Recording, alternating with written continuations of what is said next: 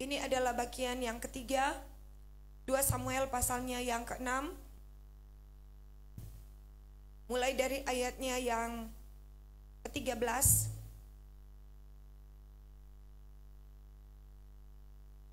sampai dengan 23. 2 Samuel pasalnya yang ke-6 ayatnya yang ke-13 sampai ayatnya yang ke-23. Saya akan mulai bagi kita semua. 2 Samuel pasal 6 ayat 13 sampai ayatnya yang ke-23. Saya mulai. Apabila pengangkat-pengangkat tabut Tuhan itu melangkah maju 6 langkah, maka ia mengorbankan seekor lembu dan seekor anak lembu gemukan. Mulai saja dari ayat 12. Sama-sama 1, 2, 3. Diberitahukanlah kepada Raja Daud demikian. Tuhan memberkati seisi rumah Obed Edom dengan segala yang ada padanya oleh karena tabut Allah itu. Lalu Daud pergi mengangkut tabut Allah itu dari rumah Obed Edom ke kota Daud dengan sukacita. Apabila pengangkat-pengangkat tabut Tuhan itu melangkah maju 6 langkah, maka ia mengorbankan seekor lembu dan seekor anak lembu gemukan. Ayat 14. Dengan sekuat tenaga ia berbaju efod dari kain lenan. 15. Daud dan seluruh orang Israel mengangkut tabut Tuhan itu dengan diiringi sorak dan bunyi sangkakala. Ketika tabut Tuhan itu masuk ke kota Daud, maka Mikal anak perempuan Saul mencenguk dari jendela, lalu melihat Raja Daud meloncat-loncat serta menari-nari di hadapan Tuhan. Sebab itu ia memandang rendah Daud dalam hatinya. Tabut Tuhan itu dibawa masuk dan diletakkan di tempatnya, di dalam kemah yang dibentangkan Daud untuk itu. Kemudian Daud mempersembahkan korban bakaran dan korban keselamatan di hadapan Tuhan. Setelah Daud selesai mempersembahkan korban bakaran dan korban keselamatan, diberkatinya lah bangsa itu demi nama Tuhan semesta alam. Lalu dibagikannya kepada seluruh bangsa itu, kepada seluruh kaya layak ramai Israel, baik laki-laki maupun perempuan, kepada masing-masing seketul roti bundar sekerat daging dan sepotong kue kismis. Sesudah itu pergilah seluruh bangsa itu masing-masing ke rumahnya. Ketika Daud pulang untuk memberi salam kepada seisi rumahnya, maka keluarlah Mikal binti Saul mendapatkan Daud, katanya, betapa raja orang Israel yang menelanjangi dirinya pada hari ini di depan mata budak-budak perempuan, para hambanya, merasa dirinya terhormat pada hari ini, seperti orang hina dengan tidak malu-malu menelanjangi dirinya. Tetapi berkatalah Daud kepada Mikal, di hadapan Tuhan yang telah memilih aku dengan menyisikan ayahmu dan segenap keluarganya, untuk menunjuk aku menjadi raja atas umat Tuhan, yakni atas Israel. Di hadapan Tuhan aku menari-nari, bahkan aku akan menghinakan diriku lebih daripada itu. Engkau akan memandang aku rendah, tapi bersama-sama budak-budak perempuan yang kau katakan itu, bersama-sama mereka lah aku mau dihormati. Mikal binti Saul tidak mendapat anak sampai hari matinya. Saudara yang dikasih dalam Tuhan, di masa kemuliaan ini tabut Tuhan dibawa kembali ke Yerusalem. Oh saudara, untuk pertama kalinya kembali tabut Tuhan dibawa ke Yerusalem. Kembali tabut Tuhan dibawa ke Sion. Kembali tabut Tuhan ada di dalam gerejanya. Tuhan saudara menggerak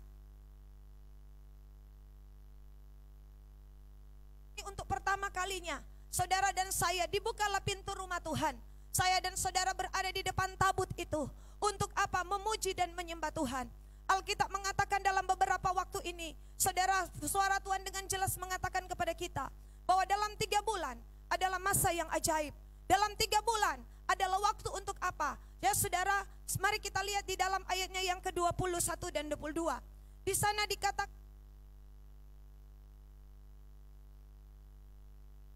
22 versi firman Allah yang hidup. Versi firman Allah yang hidup. Firman Allah berkata bahwa pada saat itu Daud menari-nari. Dia seorang raja, dia tanggalkan pakaian kerajaannya, dia merendahkan diri di hadapan Tuhan.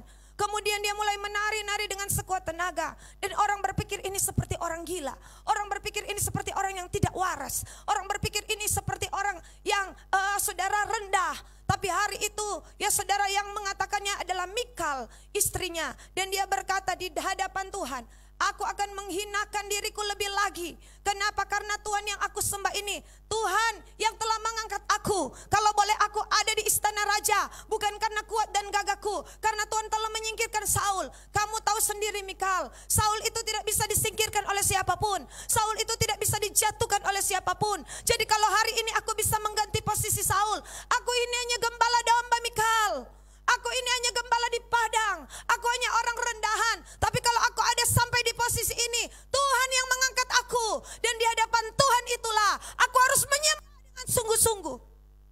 yang aku lakukan hari ini Mikal, ini masih kurang. Begitu saudara bahasa kira-kiranya. Kenapa? Saudara, saya tidak menafsirkan. Tetapi di dalam ayatnya yang ke-8 dalam 2 Samuel pasal 7. Mari kita lihat sejenak. Kita tahan ayat ini saudara ya. 2 Samuel pasalnya yang ke-7. Ayat 8-9. Oleh sebab itu, beginilah kau katakan kepada hambaku Daud. Beginilah firman Tuhan semesta alam. Akulah yang mengambil engkau dari padang ketika menggiring kambing domba, ya, untuk menjadi raja atas umatku Israel. Aku telah menyertai engkau di segala tempat yang kau jalani dan telah melenyapkan segala musuhmu dari depanmu. Aku membuat besar namamu seperti nama orang-orang besar yang ada di bumi. Itu 2 Samuel pasal 7. Ya, jadi jelas Tuhan bilang, Daud, terima kasih engkau mengerti. Engkau tahu akulah yang telah mengangkat engkau. Makanya saudara yang dikasih dalam Tuhan, di masa 3 bulan ini, janganlah pernah kita lupakan masa anugerah Tuhan. Kalau kita ada sampai hari ini, itu semua hanya karena kasih karunia. Itu semua hanya karena anugerah. Itulah sebabnya di dalam ayat 22, firman Allah yang hidup mengatakan seperti ini. Mari kita baca bersama-sama. Maka aku rela merendahkan diriku, bahkan lebih daripada itu di hadapan Tuhan, untuk menyatakan sukacitaku. Tapi pastilah aku akan tetap dihormati oleh budak-budak perempuan yang kau cela itu. Saudara, masa 3 bulan ini sekali lagi Tuhan mengingatkan kita. Ini adalah masa merendahkan diri. Ini adalah masa merendahkan diri.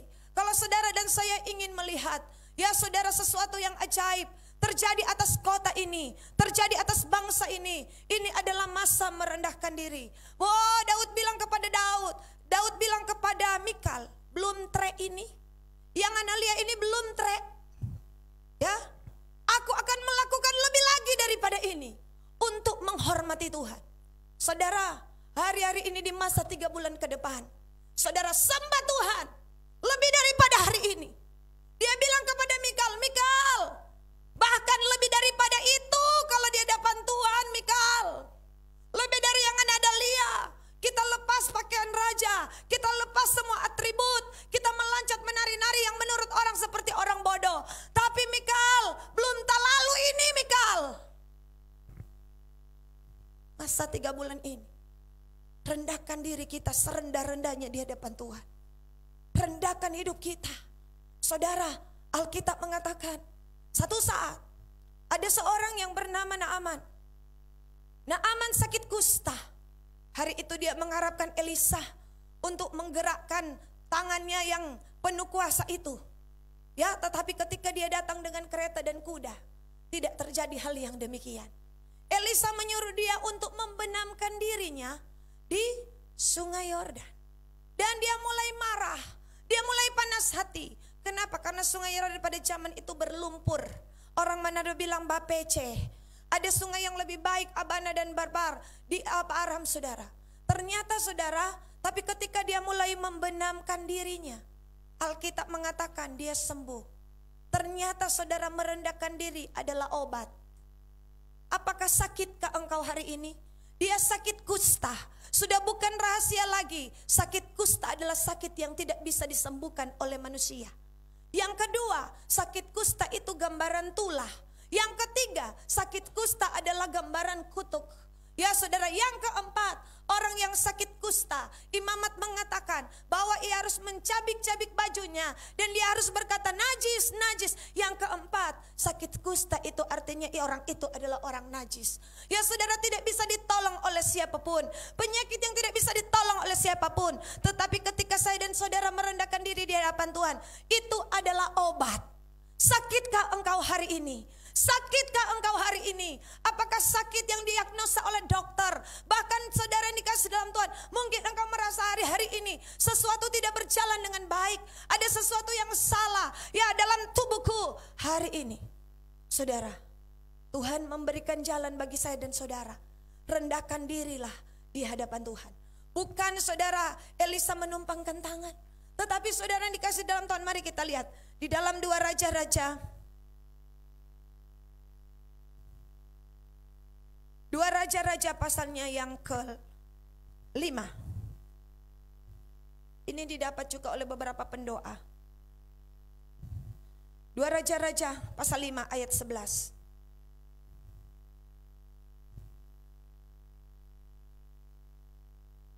Ayat 10. Elisa menyuruh seorang suruhan kepadanya, pergilah mandi 7 kali dalam sungai Yordan, maka tubuhmu akan pulih kembali, sehingga engkau menjadi tahir. Ayat 11.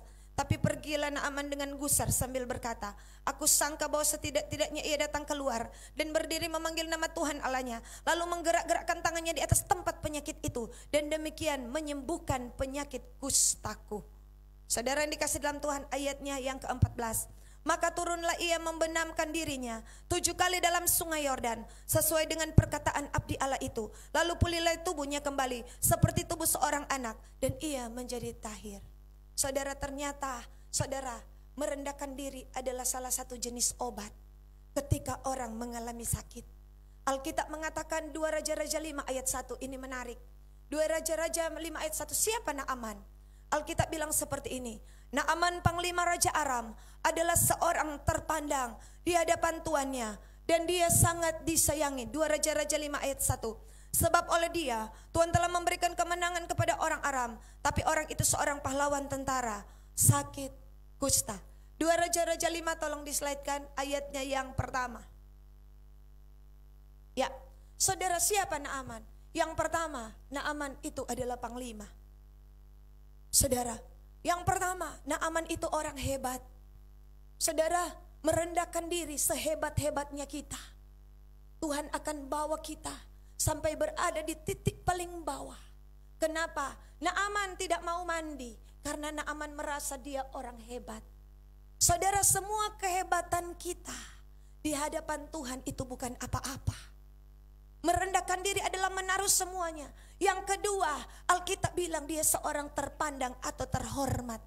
Terhormat ke kita di mata manusia, tapi di hadapan Tuhan, saya dan saudara harus sadar bahwa kita harus merendah diri.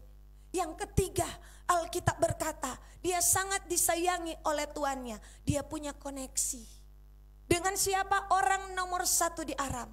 Yang keempat, saudara, Alkitab bilang dia seorang pahlawan tentara. Yang keempat, dia punya jasa-jasa. Jadi dia punya yang namanya keahlian.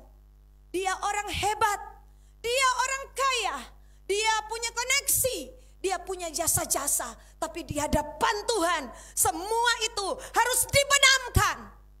Itulah harga merendahkan diri. Dalam pelayanan, hebatkah kita? Mungkin orang lain bilang kita hebat. Dalam pelayanan, punya skillkah kita? Dalam pelayanan, berjasakah kita? Di hadapan Tuhan, saya dan saudara harus tahu itu bukan apa-apa. Alkitab menjelaskan. Kenapa saudara? Kenapa? Karena saudara, ternyata ada yang lebih ganas dari kusta, yaitu sombong. Termasuk sombong rohani. Jangan kita merasa diri kita hebat. Para murid berkata kepada seorang perempuan yang terkenal perempuan berdosa, bukankah engkau dia orang berdosa? Beda dengan saya. Oh, saya ikut Tuhan, saya melayani Tuhan, saya hari-hari dengan Tuhan. Merasa diri hebat, merasa diri jago, merasa diri sebagai orang penting tangan kanan dan tangan kirinya Tuhan.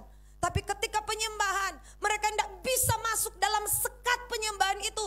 Kenapa? Karena ada sebuah hal dalam hati mereka, yaitu yang namanya kesombongan. Naaman, Alkitab merinci, panglima, terpandang, terhormat, punya jasa.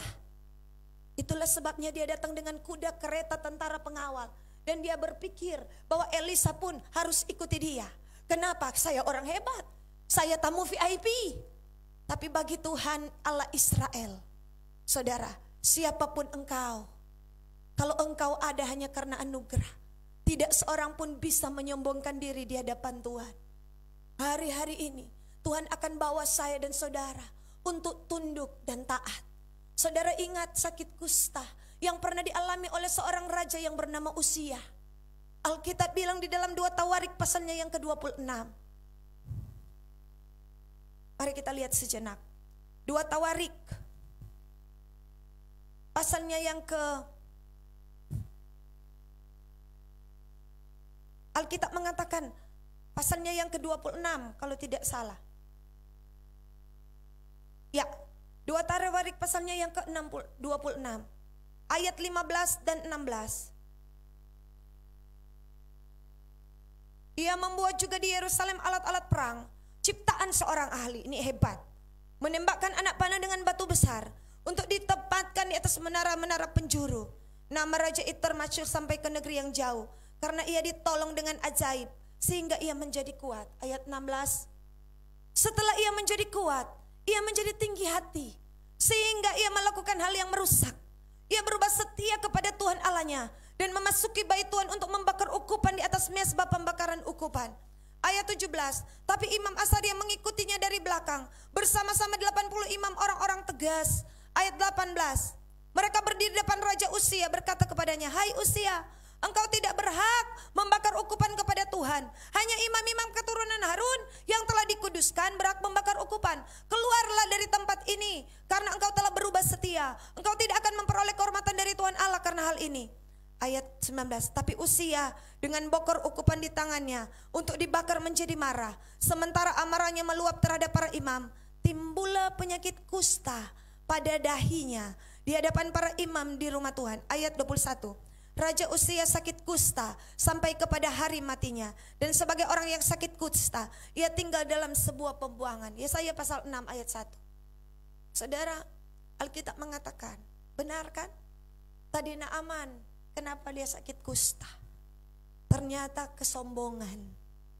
Dia merasa diri hebat, dia merasa diri jago, dia merasa diri seperti Raja Uzia. Padahal dia ada sampai pada posisi ini karena ditolong oleh Tuhan dengan cara-cara yang ajaib. Hari-hari ini, hai gereja Tuhan, apapun yang kita miliki dalam hidup ini, saya dan saudara harus benar-benar sadar betul-betul. Sadar betul-betul. Kalau kita sadar, ya kita akan seperti Raja Daud yang akan menghinakan dirinya, merendahkan dirinya lebih lagi di hadapan Tuhan semesta alam, lebih daripada hari kemarin. Alkitab mengatakan, saudara, dalam tahun matinya Raja Uzia, aku melihat Tuhan duduk di atas tahta yang tinggi dan menjulang, dan ujung jubahnya memenuhi bait suci. Dalam tahun matinya Raja Uzia, kemuliaan Tuhan hadir. Kalau kita ingin melihat kabot Tuhan, harus ada Raja Uzia yang mati. Semua yang namanya Uzia, semua yang namanya tinggi hati, semua yang namanya kebenaran diri sendiri, semua yang namanya kesombongan harus tewas. Baru kita akan melihat kemuliaan Allah. Tuhan duduk di atas tahta, Tuhan duduk di atas tempat Tuhan yang tinggi dan menjulang. Kenapa saudara? Inilah waktunya. Inilah waktunya saya dan saudara merendahkan diri. Inilah waktunya. Sekali lagi, saudara, seseorang pernah mengalami kusta. Orang itu bernama Miriam. Miriam dan Harun mengatai Musa. Itu terdapat dalam Bilangan pasal 12. Yuk kita lihat. Bilangan pasalnya yang ke-12. Alkitab berkata, ya, Miriam dan Harun ayat 1 dan 2. Miriam serta Harun mengatai Musa berkenaan dengan perempuan Kus yang diambilnya, sebab memang ia telah mengambil seorang perempuan Kus. Ayat 2. Kata mereka, sungguhkah Tuhan berfirman dengan perantaran Musa saja? Bukankah dengan perantaran kita juga ia berfirman? Dan kedengaranlah hal itu kepada Tuhan. Mereka mulai jatuh dalam, memangnya kenapa cuma Musa yang dipakai Tuhan? Kita juga bisa dipakai oleh Tuhan. Harun bilang, saya kan juga imam besar. Dan Alkitab mengatakan mereka mengalami sakit kusta. Ya, saudara, di dalam ayatnya yang ke-11, ke-10.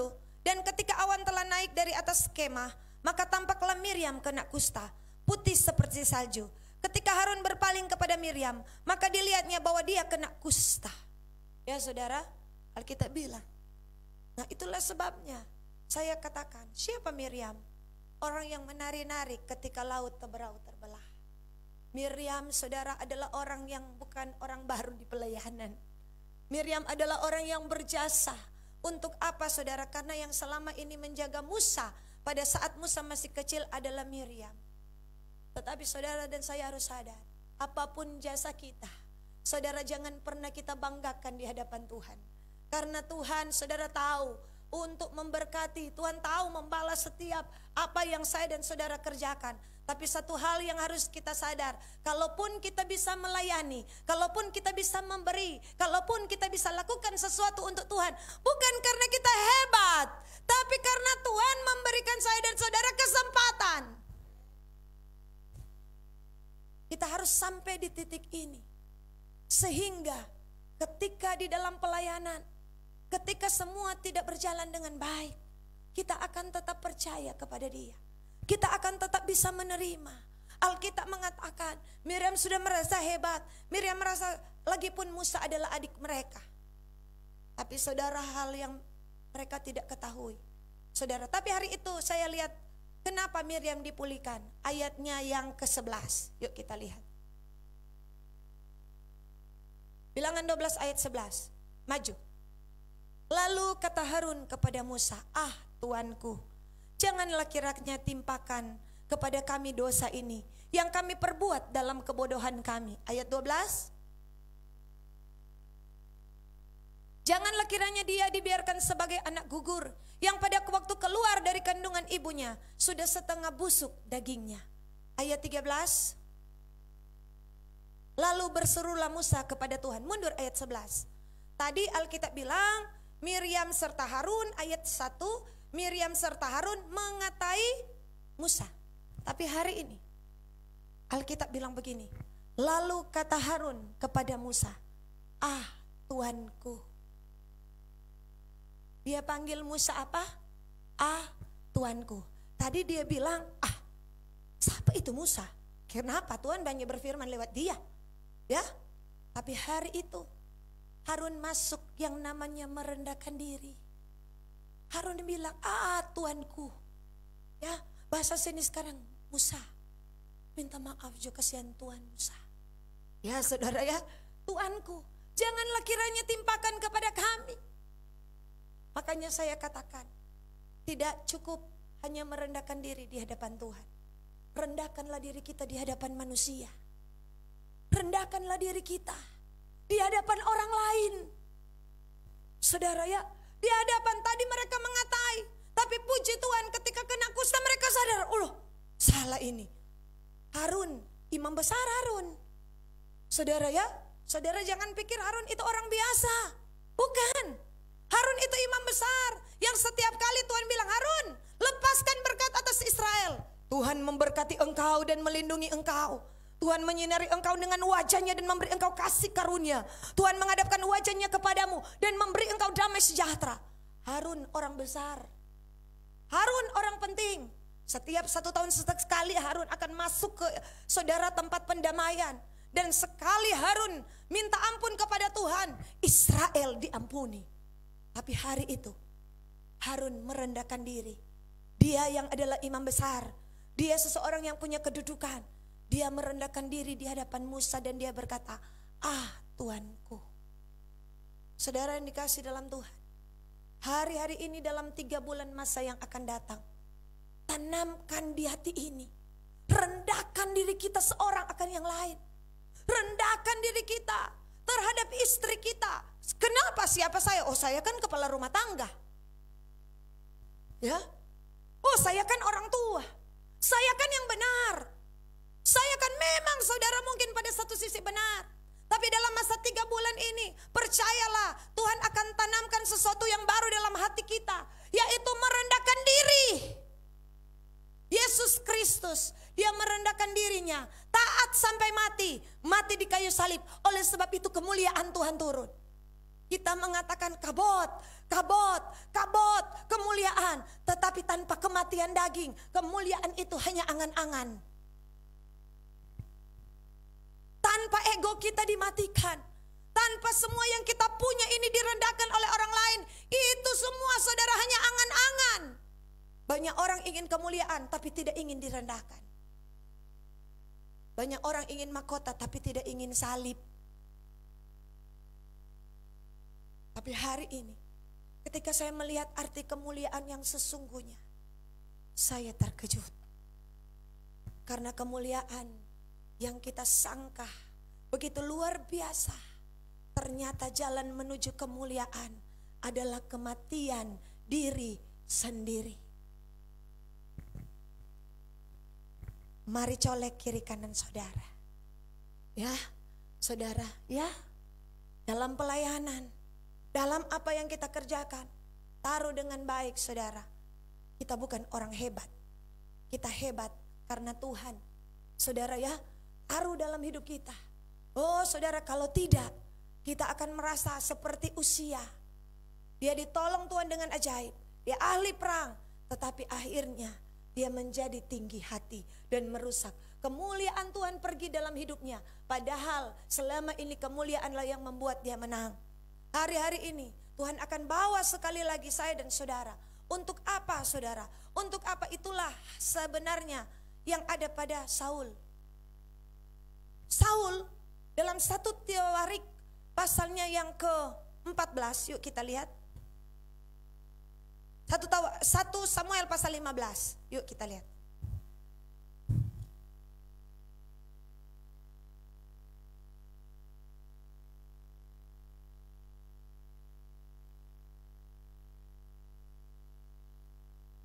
Satu Samuel pasal 15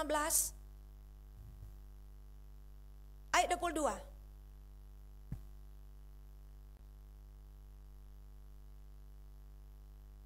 Apakah Tuhan berkenan kepada korban bakaran dan korban sembelihan sama seperti kepada mendengarkan suara Tuhan? Sesungguhnya mendengarkan lebih baik daripada korban sembelihan, memperhatikan lebih daripada lemak domba-domba jantan.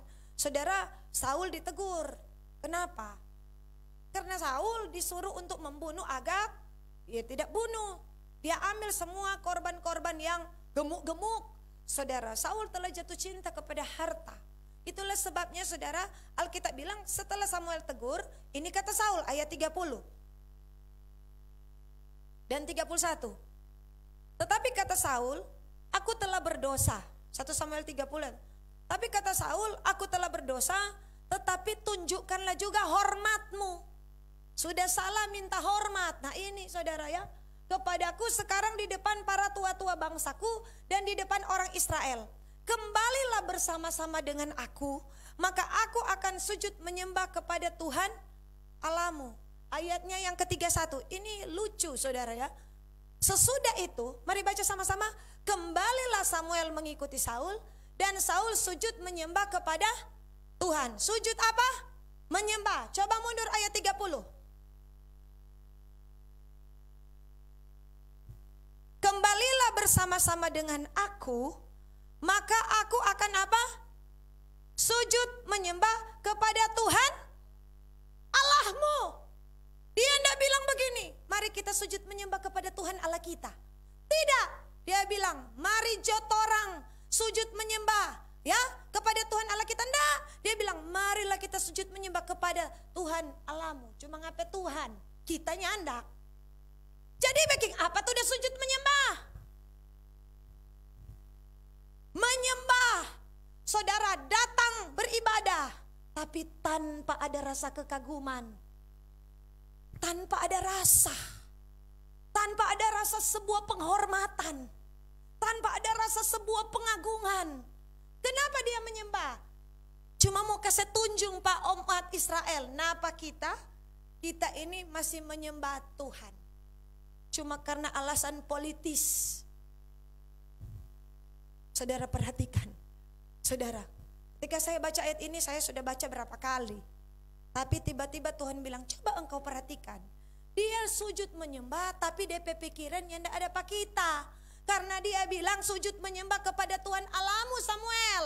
Bukan kita Tuhan. Apakah hari ini saya dan saudara datang menyembah dengan ada rasa kekaguman? Kalau Tuhan itu Raja kita, kita akan seperti Maria dengan minyak narwastu yang terbaik. Kalau Tuhan itu Raja kita yang telah mati atas dosa-dosa kita, lewat perjamuan kudus kita akan peringati. Kita tidak akan mungkin biasa-biasa. Kita akan datang dengan rasa kekaguman. Makanya Samuel berduka sampai hari mati. Padahal Saul ada. Saul menyembah Tuhan. Saul sujud menyembah. Tapi cuma untuk kelihatan dari luar. Inilah yang Yesus katakan munafik. Markus 7 ayat 6. Markus 7 ayat 6.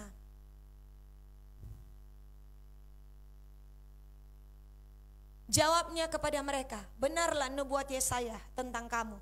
Dia katakan kepada orang-orang Farisi, hai orang-orang munafik, sebab ada tertulis, bangsa ini memuliakan aku dengan bibirnya, padahal hatinya jauh daripadaku. Sama tak dengan Saul?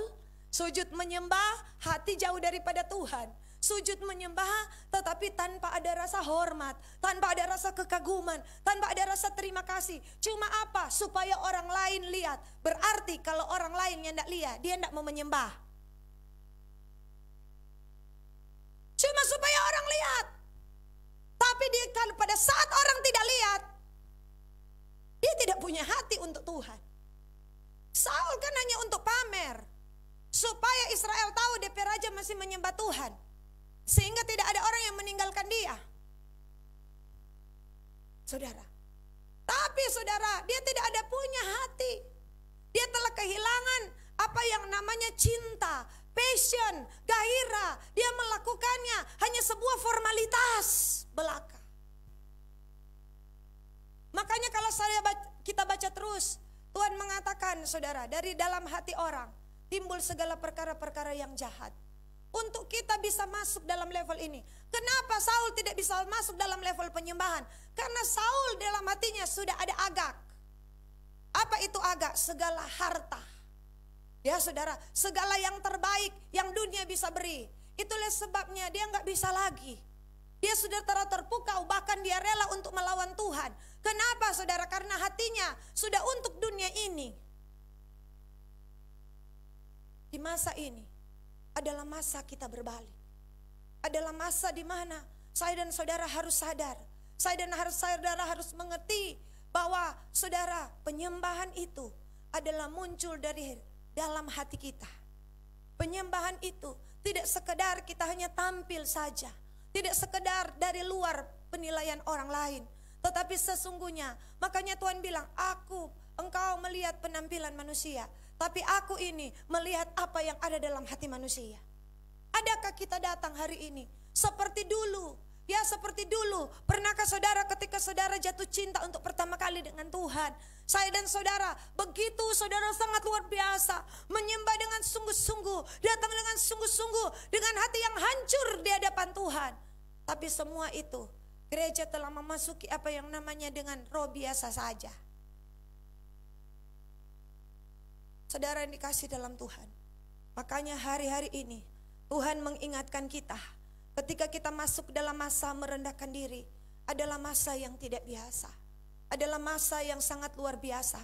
Saudara ingat ketika Esther, ya saudara kan ada firman datang kepada kita bahwa dalam 3 bulan, saudara tahu yang pertama tadi, ketika Naaman sakit kusta merendahkan diri, maka ada obat dalam hidupnya. 3 bulan ini adalah masa kesembuhan. 3 bulan ini adalah masa pemulihan. 3 bulan ini adalah obat bagi tubuh yang sakit. Oh, obat bagi setiap orang yang menderita. Asalkan kita tahu bahwa dalam masa 3 bulan ini kita semua harus benar-benar merendahkan diri di hadapan Tuhan.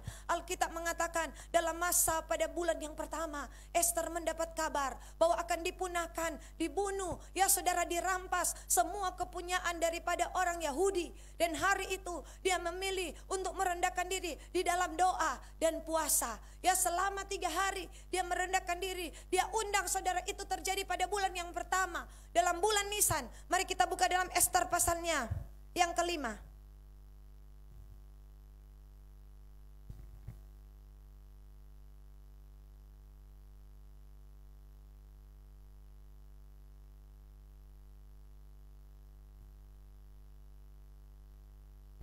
Esther pasalnya yang kelima. Ayat 12. Maka dalam bulan yang, Esther pasal 3 ayat 12. Maka dalam bulan yang pertama pada hari yang ke-13, dipanggillah para panitera raja. Lalu sesuai dengan segala yang diperintahkan Haman, ditulis surat kepada wakil raja, kepada setiap bupati. Apa isi suratnya? ayat 13. Alkitab bilang bahwa akan dipunahkan, dibunuh, dibinasakan semua raja, semua orang tua, anak-anak perempuan pada satu hari juga. Jadi pada itu ada bulan yang pertama. Saudara tahu, di masa bulan itu Ester merendahkan diri 3 hari lamanya. Saudara, dan apa yang terjadi di 3 bulan dari hitungan bulan pertama? Yuk kita lihat apa yang terjadi. Ester pasalnya yang ke-8.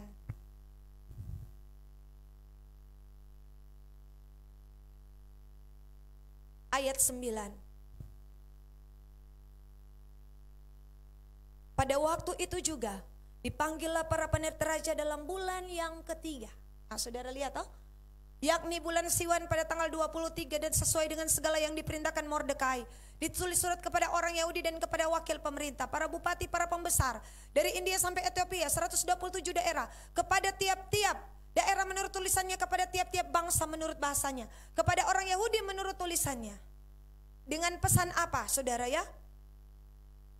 Ayat 10, dengan kuda-kuda tangkas, saudara, surat ini. Ayat 11, yang isinya, raja mengizinkan orang Yahudi di tiap-tiap kota untuk berkumpul dan mempertahankan nyawanya, serta memunahkan, membunuh atau membinasakan segala tentara, bahkan anak-anak dan perempuan-perempuan dari bangsa daerah yang hendak menyerang mereka, dan untuk merampas harta miliknya. Saudara, perhatikan. Alkitab mengatakan, ini kata mengizinkan adalah kata power. Karena ada satu undang-undang, kalau raja sudah cap, tidak seorang pun bisa rubah. Bahwa nanti pada bulan 12 akan ada pembunuhan besar-besaran. Tapi hari itu, dalam bulan yang pertama ketika mereka mendengarkan bahwa mereka mau diancam, dibunuh, dipunahkan, ya saudara, bawa Amalek dengan utusan Haman, ya saudara, dengan segala kekerasan, kekejaman dan pembunuhan, sebuah malapetaka besar, mereka duduk merendahkan. Bahkan Alkitab mengatakan bukan hanya satu kali Ester, ya saudara, merendah dengan doa dan puasa. Tetapi Ester 8 ayatnya yang kedua berkata, kemudian Ester 8 ayat 3, kemudian Ester berkata lagi kepada raja sambil sujud. Ester 8 ayatnya yang ketiga, Haman so mati, tetapi pekerjaan Haman belum mati. Kemudian Ester berkata lagi kepada raja sambil sujud pada kakinya dan menangis memohon karunia-Nya supaya dibatalkan maksud jahat Haman orang Agag itu serta rancangan yang sudah dibuatnya terhadap orang Yahudi. Ayat 4. Maka raja mengolorkan tongkat emas kepada Ester, lalu bangkitlah Ester dan berdiri di hadapan raja. Saudara lihat, pada tanggal 7 nanti, pada bulan 7, tanggal 7 hari Selasa, ini bulan 7, kita akan merendahkan diri dalam doa puasa Ester. Kita akan lakukan apa yang Ester lakukan. Kenapa, saudara? Secara hari ini kita bersyukur, saudara dan saya berada di kesempatan emas, karena tidak semua daerah bisa beribadah seperti kita. Saudara, tidak semua. Ini masa anugerah. Tidak semua orang bisa datang ke rumah Tuhan hari ini, termasuk kota Manado yang kita cintai. Hari ini belum bisa seperti kita datang ke rumah Tuhan. Ini untuk pertama kalinya pintu rumah Tuhan dibuka. Dan oleh sebab itu kita tidak boleh sama lagi. Kita tidak boleh sama dengan 6 bulan yang lalu. Kita tidak boleh sama, gunakan setiap kesempatan ayo umat Tuhan untuk sungguh-sungguh ingat, dari 34 provinsi, hanya beberapa yang terhitung yang bisa beribadah seperti ini pada hari ini. Dan ini tidak boleh kita sia-siakan. Kita masih harus bergumul. Untuk apa, saudara? Supaya malapetaka, supaya penyakit sampar ini tidak menyebar. Dengan cara apa? Seperti Ester. Ester tidak hanya doa puasa 3 hari, tapi hari itu kembali dia sujud di kaki Tuhan. Ya saudara, yang saudara diwakili dengan dia sujud di bawah kaki raja. Dia mulai menangis di hadapan kaki raja, dan raja kembali mengulurkan tongkat emas untuk kedua kalinya. Dan Alkitab bilang, pada bulan yang ketiga, 3 bulan sejak bencana itu menyebar, sejak ancaman itu datang, 3 bulan kemudian terjadi lawatan Tuhan. Terjadi raja digerakkan untuk menerbitkan undang-undang yang baru yang akan apa? Mematikan atau mematahkan undang-undang yang lama. Satu peraturan yang tidak pernah ada dan tidak pernah dibuat pada zaman itu kembali terukir dalam sejarah karena tangan-tangan doa, Karena lutut-lutut yang bertelut, maka kembali surga intervensi, melakukan apa yang belum pernah terjadi, menjamah hati seorang raja yang keras, hati seorang raja yang memiliki kekuasaan terhadap 127 negara dan belum pernah menerbitkan undang-undang tandingan. Hari itu situasi dan sejarah berubah. Saya yakin sejarah negeri kita pasti berubah. Kalau saudara, saya dan saudara punya hati untuk merendahkan diri, apa saudara yang terjadi hari-hari ini bisa diubah. Oh, kita berdoa bagi Indonesia, kita berdoa bagi kota Manado. Inilah waktunya, gereja tidak boleh sama. Kalau Tuhan berikan kesempatan kita kembali, kita akan sujud dan apa berbalik dari jalan-jalan kita yang jahat. Saya merasakan, saya berkata kepada Tuhan, Tuhan, kalau saya sama dengan kemarin, lebih baik sudah jo Tuhan. Sudah jo Tuhan. Kita sudah mau sama dengan kemarin. Kenapa? Bawa Tuhan, bawa kami, bawa jemaat ini untuk lebih lagi mencintai Tuhan, lebih lagi sujud kepada Tuhan. Oh, sudah cukup yang kemarin, sudah cukup roh biasa-biasa itu. Kenapa? Saudara lihat, Tuhan bilang dalam Markus 4 ayat 7 tentang Naaman.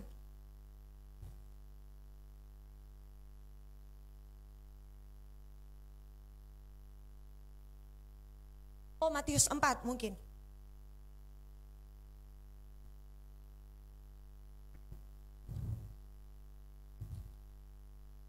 Matius 4 ayat 7 atau 7 ayat 4.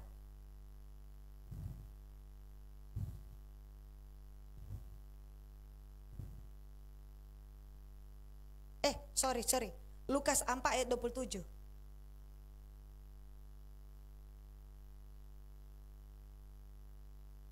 Lukas 4 ya.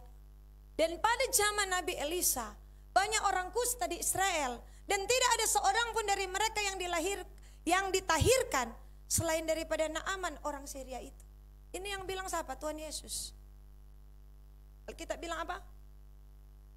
Kamu harus tahu, hai orang Farisi, banyak orang yang sakit kusta, tapi hanya satu orang ditahirkan.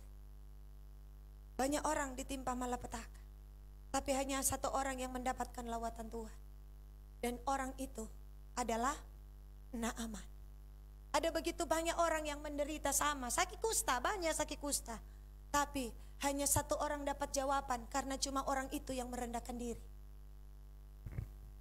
Hari ini ada begitu banyak orang yang mengalami apa yang namanya malapetaka, tetapi belum tentu memiliki hati yang rendah untuk datang pada Tuhan. Makanya cuma satu orang yang Tuhan bilang, ini mesti tahu. Tuhan berkata, pada zaman Elisa banyak yang sakit kusta, tapi masakan cuma satu yang mendapat jawaban. Dan orang itu bukan orang dalam, orang itu orang luar. Makanya orang Farisi gergetan, mereka mau marah. Kalau saudara baca terus mereka mau, apa saudara, seret Tuhan Yesus. Dan apa orang Manado bilang, tola supaya ciri dari atas ciri di jurang. Karena Tuhan bilang seharusnya kalian sudah kehilangan hadirat Tuhan. Kalian harus merendah, kalian butuh pentahiran. Tetapi sayang, lebih baik itu Naaman orang luar, karena orang dalam tidak pernah mengerti. Saudara yang dikasih dalam Tuhan, janganlah ini terjadi dalam hidup kita. Tuhan merindukan gereja untuk kembali, untuk merendahkan hati, karena gereja lebih tahu daripada orang luar. Gereja sebenarnya bisa mengetahui hati Tuhan. Hati Tuhan itu ketika saudara ada malapetaka sesuatu begini. Kalau engkau ingin dengar, engkau ingin aku mendengar doa dari tempat ini. 2 Tawarik 7 ayat 15.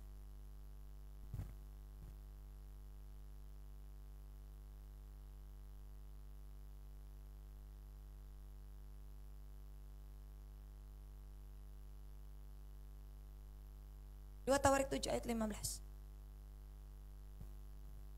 2 Tawarik 7 ayat 15. Sekarang mataku terbuka dan telingaku menaruh perhatian kepada doa dari tempat ini. Tuhan bilang apa? Mata Tuhan terbuka, telinga Tuhan menaruh perhatian kepada doa. Bagaimana supaya mata Tuhan terbuka? Supaya telinga Tuhan mendengar ayat 14. Dan umatku yang atasnya namaku disebut. Merendahkan diri, ini satu kualifikasi.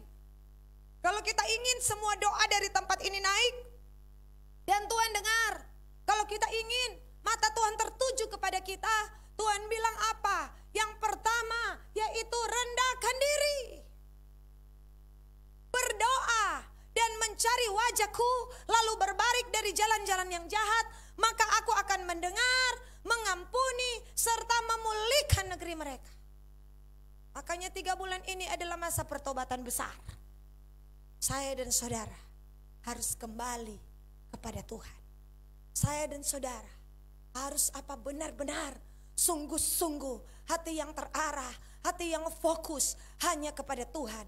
Kita tidak boleh munafik, kita tidak boleh di hadapan orang. Manusia, saudara, bisa kita tipu, tapi Tuhan tidak. Manusia bisa kita permainkan, tapi Tuhan tidak. Tuhan sedang menggambarkan hal-hal ini yang menjadi musuhku. Jangan hidup munafik, hidup apa adanya. Kalaupun kita salah, Tuhan bisa mengampuni.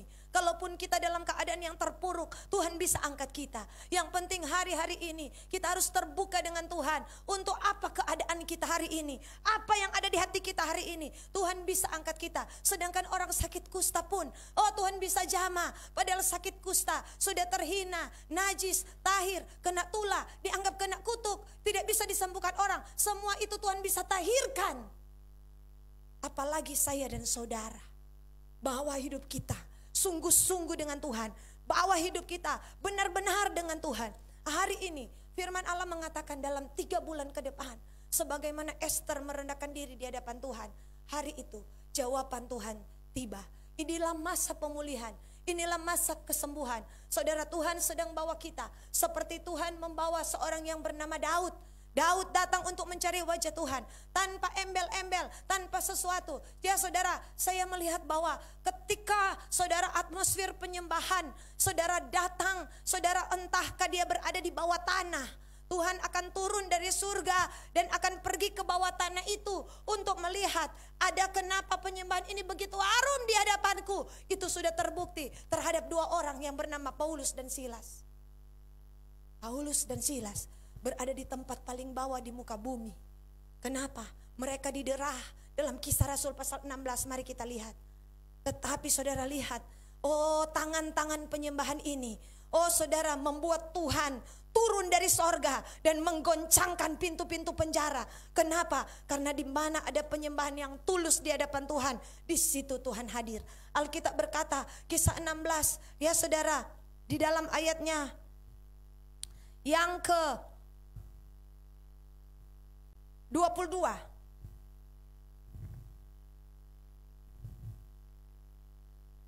Juga banyak orang bangkit menentang mereka. Lalu pembesar-pembesar kota itu menyuruh mengoyakkan pakaian mereka dari tubuh mereka dan mendera mereka. Setelah mereka berkali-kali didera, mereka dilemparkan ke dalam penjara.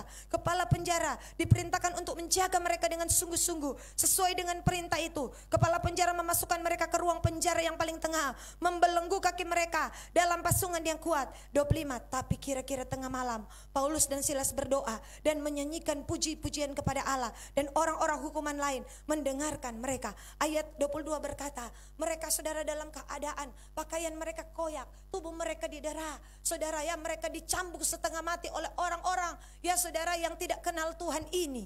Bahkan yang lain yang merasa kenal Tuhan padahal tidak kenal. Saudara, mereka dalam keadaan yang payah. Ya saudara, mereka dimasukkan dalam pasungan yang kuat. Besi-besi mereka berada di penjara. Dulu penjara tidak di atas tanah, penjara itu di bawah tanah. Saudara bayangkan, putus komunikasi dengan luar, tapi tidak putus komunikasi dengan surga. Penyembahan akan membuat signal tersambung terus.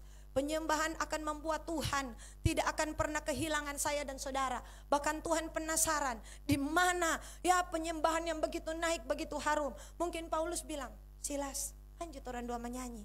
Silas bilang, iyo, Mar, rupa pica-pica ini kita.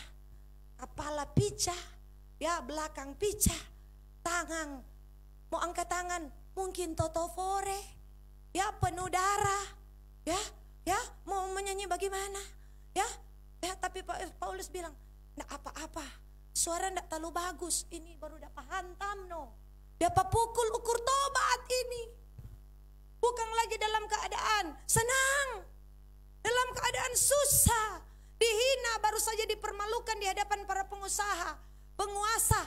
Saudara, kata firman Allah, baju baru ditarik-tarik, robek-robek. Ya saudara, bintul-bintul, biru-biru, berdarah-darah. Tapi dua orang ini memuji Allah. Paulus bilang, "Juk, nyanyi." Silas bilang, "Mar, suara parah ini enggak apa-apa, karena yang penting muncul dari hati kita." Mereka mulai menyanyi, "Di hadiratmu ku sujud menyembah, ku cari wajahmu dan bukan berkat-Mu." Terbukti mereka menyanyi dari hati, karena di saat susah mereka memuji Allah. Di saat susah, di atas tangan yang penuh luka, di atas saudara ya, darah dan keringat, mereka mulai memuji Allah.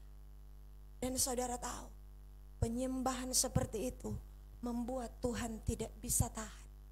Karena mayoritas orang menyembah karena butuh sesuatu.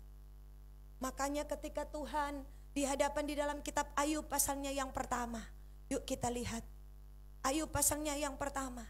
Ketika Tuhan berkata, "Oh, tidak ada yang seperti hambaku Ayub, saleh, jujur, takut akan Allah." Coba kita lihat. 5 menit kita selesai. Ayat pasal 1 ayat berapa? Itu 5 kalau tidak salah.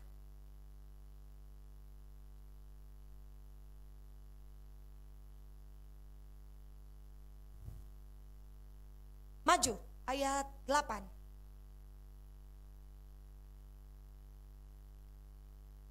Lalu bertanyalah Tuhan kepada iblis, "Apakah engkau memperhatikan hambaku Ayub?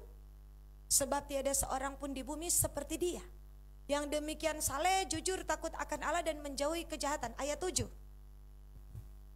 Ayat 7 dulu. Ayat 6. Mundur ayat 6. Pada suatu hari datanglah anak-anak Allah menghadap Tuhan, dan di antara mereka datanglah juga iblis. Saudara ya, ada sesuatu terjadi di alam roh. Ada iblis, ada para malaikat, ada anak-anak Allah. Loncat ayat 8. Loncat ayat 8. Lalu bertanyalah Tuhan kepada iblis, "Apakah engkau memperhatikan hambaku Ayub? Sebab tiada seorang pun di bumi seperti dia, yang demikian saleh, jujur, takut akan Allah, menjauhi kejahatan." Ayat 9. Lalu jawab iblis kepada Tuhan, "Apakah dengan tidak mendapat apa-apa Ayub takut akan Allah?" Ayat 10. "Bukankah engkau yang membuat pagar di sekelilingnya dan rumah serta segala yang dimilikinya? Apa yang dikerjakan telah kau berkati, dan apa yang dimilikinya makin bertambah di negeri itu." Ayat 11. "Tapi ulurkanlah tanganmu dan jamalah segala yang dipunyainya.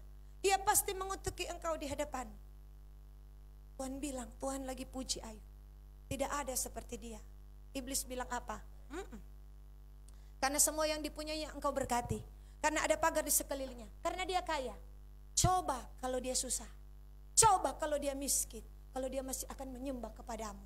Karena rata-rata orang pada saat setelah semuanya tidak ada, dia telah kehilangan apa yang namanya penyembahan. Dan Tuhan bilang, mari kita lihat. Kita buktikan apakah penyembahan dari seorang Ayub karena ada apa-apanya. Karena ada udang di balik batu. Oh saudara ya, saya ketika baca ini saya merinding. Tuhan. Dan Alkitab berkata ketika semua hilang. Ayub 1 ayat 22. Membuktikan benar. Ayub 1 ayat 22. Ayat 21. Ayat 21. Dengan telanjang aku keluar dari kandungan ibuku. Dengan telanjang juga aku kembali ke dalamnya. Tuhan yang memberi, Tuhan yang mengambil. Terpujilah nama Tuhan. Ayat 22. Ayub tidak berbuat dosa dengan bibirnya. Ya, ia tidak menuduh Allah berbuat yang kurang patut. Ayat 20. Sujud menyembah. Ini baru bilang penyembahan sejati. Saudara ya, saudara ya, kemudian sujudlah ia menyembah. Dia menyembah pada saat semua yang susah datang dalam hidupnya. Dia menyembah, saudara, tanpa ada embel-embel. Dan iblis bilang begini, coba sekarang, coba kalau dia sakit. Ayub tidak pernah meninggalkan Tuhan, karena memang Ayub datang ke hadirat Tuhan karena Ayub rindu akan Dia. Ayub datang kepada Tuhan, saudara, karena Ayub, makanya Tuhan memuji bukan di level manusia lagi, tapi Tuhan memuji di level alam rohani. Semua saudara, bahkan iblis penguasa udara gemetar karena ada seseorang yang menyembah Tuhan Allahnya tanpa, saudara ya, ada sesuatu pun mau buruk, mau dalam keadaan susah, mau masa pandemi, mau masa senang, mau masa susah, dia akan tetap menyembah Tuhan. Hatinya tidak pernah berubah. Itulah saya dan saudara. Tuhan ciptakan kita untuk apa, saudara?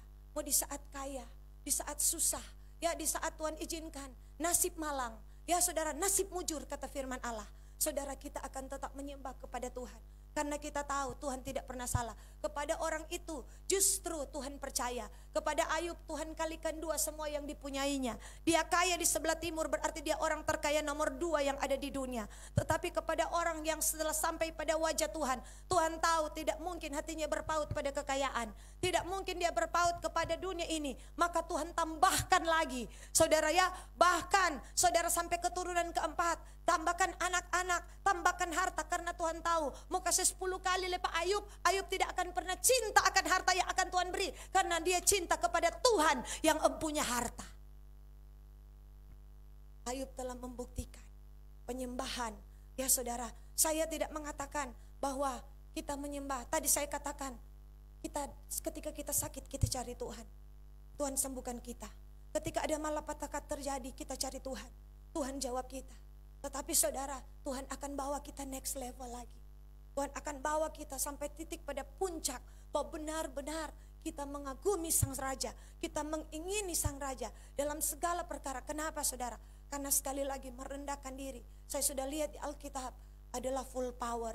Orang merendahkan diri dalam doa, orang merendahkan diri dalam berpuasa, orang merendahkan diri dalam memuji Allah, orang merendahkan diri dengan berbaik satu dengan yang lain. Ketika ada yang saling berselisih, mereka membuktikan bahwa mereka merendahkan hati dengan minta maaf kepada yang lain. Dengan untuk apa? Meninggalkan hidup yang lama, meninggalkan semua. Ya saudara, awet toser. Saya saudara tiba-tiba membuka seorang hamba Tuhan yang tahun 1700-an. Awet toser berkata dalam sebuah nubuatannya, dia terkenal sebagai orang yang memburu hadirat Tuhan. Lawatan terjadi pada zaman awet toser ada. Dia berkata dalam jangka beberapa puluh tahun, ratusan tahun ke depan, manusia akan lebih mencintai apa yang namanya kesenangan duniawi, dan mereka akan kehilangan Tuhan. Mereka akan mencintai game terbaik yang ada di dunia. Mereka akan mencintai pakaian yang terbaik yang ada di dunia. Mereka akan mencintai emas yang ada di dunia. Dan dia bernubuat sebelum dia mati, gereja akan kehilangan kemuliaan. Kenapa? Karena gereja, telah mencintai dunia ini dan apa yang ada di dalamnya. Dan akibatnya ketika hadirat Tuhan pergi, mereka tidak akan merasa apa-apa. Kenapa? Karena semua game, semua harta, semua kekayaan dunia telah memuaskan hati gereja. Saya ngeri baca nubuatan itu. Itu nubuatan tahun 1800-an. Dan terjadi hari-hari ini. Tuhan telah mewahyukan. Itulah sebabnya sebelum awet toser mati, dia katakan, aku berpesan kepada engkau hai gereja, kembalilah pada cinta mula-mula. Kembalilah kepada cinta Tuhan. Kaya tidak salah, harta tidak salah, uang bukan salah, tapi cinta uang itulah yang salah. Tuhan akan berkati. Masalahnya hari-hari ini Tuhan akan bawa kita dalam level Yusuf. Masalahnya hari-hari ini Tuhan akan bawa kita dalam level raja-raja untuk memberi makan bangsa ini. Tetapi sampai hati kita tidak akan pernah terpaut apa yang namanya kepada cinta akan dunia. Biarlah 3 bulan ke depan Tuhan pisahkan hati kita daripada mencintai apapun selain hanya mencintai Tuhan. Ayat terakhir, ada satu nubuatan yang terjadi. Seorang raja yang bernama Raja Yosia. Dia begitu takut dengan nubuatan yang akan terjadi. Kenapa saudara? Karena firman Tuhan yaitu Taurat telah hilang. Tetapi hari itu Tuhan mengizinkan Taurat itu ditemukan. Mereka cari-cari itu Taurat, Musa hilang. 2 Tawarik, mari kita lihat. Ini ayat terakhir.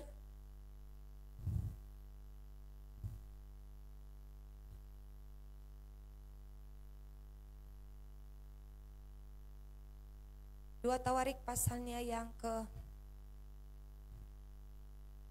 36.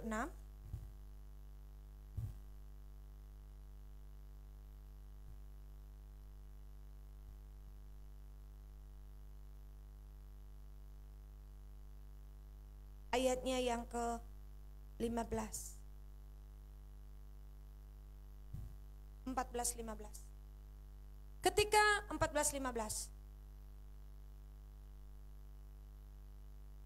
2 Tawarik 34, maaf, 34. 34. Ketika mereka mengeluarkan uang yang telah dibawa ke rumah Tuhan, Imam Hilkia menemukan kitab Taurat Tuhan yang diberikan dengan perantaraan Musa, ayat 15. Maka berkatalah Hilkia kepada Safan panitera negara itu, aku telah menemukan kitab Taurat di rumah Tuhan. Lalu Hilkia memberikan kitab itu kepada Safan. Ternyata Taurat hilang. Firman hilang. Saudara, masalahnya raja di atas dia adalah Raja Manasye dan Raja Amon. Raja yang kejam, raja yang dimana Tuhan berkata akan ada malapetaka sesudah mereka. Dan Taurat hilang. Tapi hari itu Tuhan memberi dirinya ditemukan. Taurat itu ditemukan. Dan ketika dibacakan Taurat, ayatnya yang ke-16, Tuhan memberikan petunjuk. Dengan apa saudara? Kitab itu ditemukan, bayangkan saudara ya.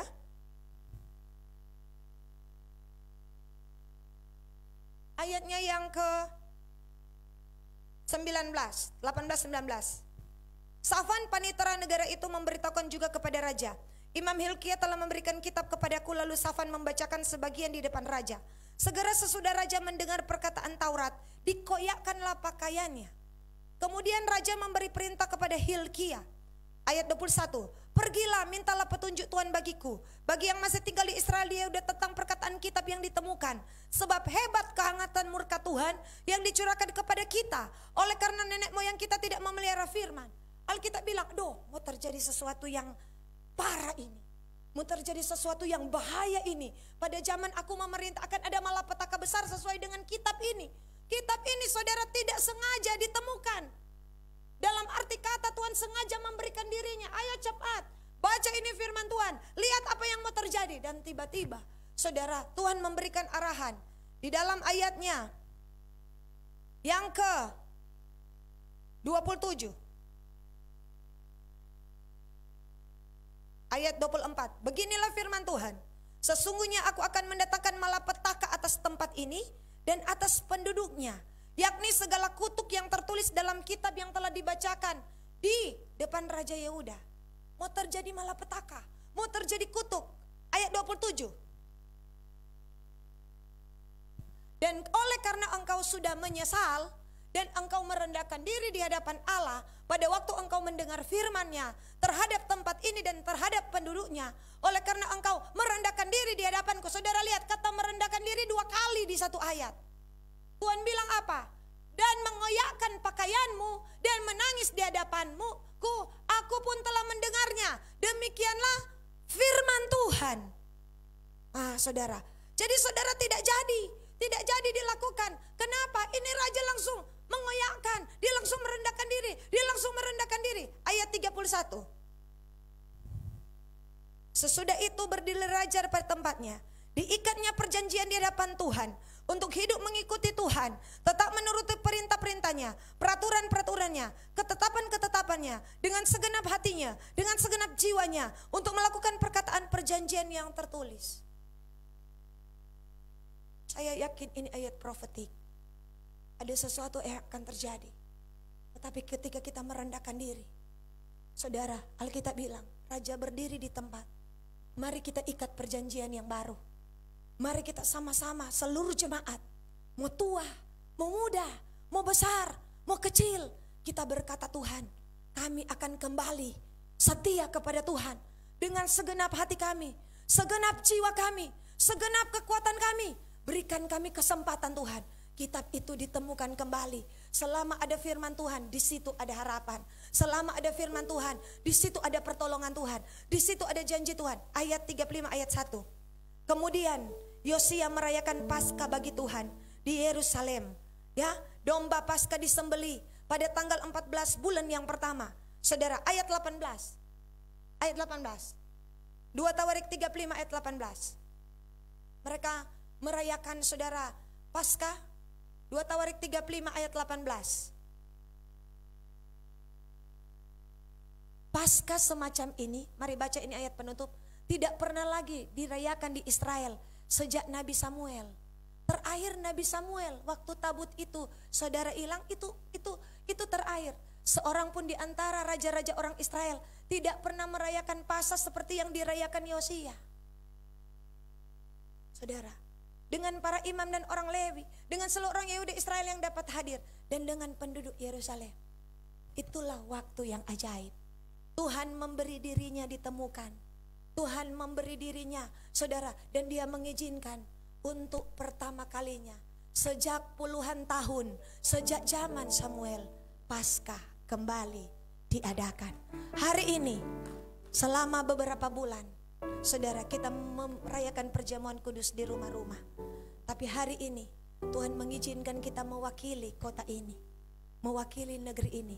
Untuk pertama kalinya kita merayakan perjamuan kudus tubuh dan darah Kristus. Tuhan memberkati kita. Shalom.